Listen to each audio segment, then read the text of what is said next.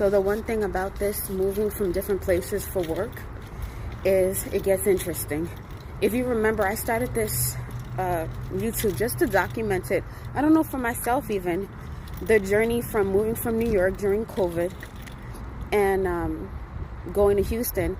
And then I realized I left my job, I left my family, I left my friends behind. I need a job. Nowhere's hiring. When nowhere's hiring, it's time to get up and move.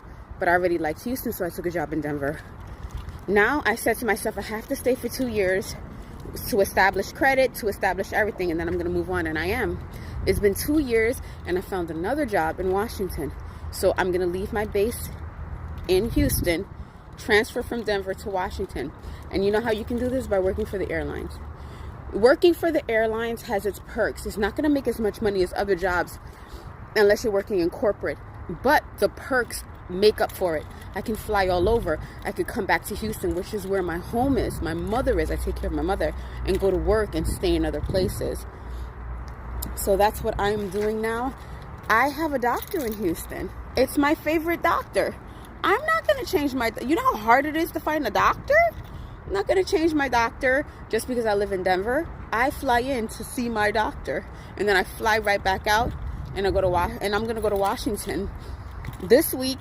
I think I might be able to find a good doctor there, but if not, I'm going to fly in every day to see my doctor in Houston.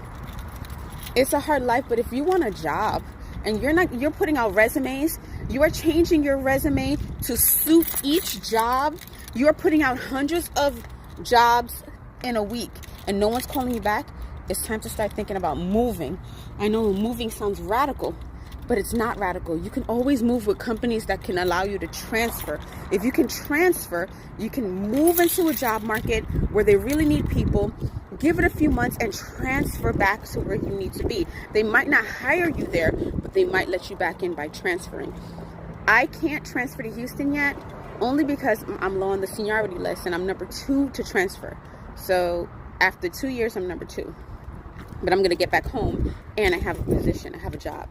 Rent a room. I'll tell you how I did it and how I managed it.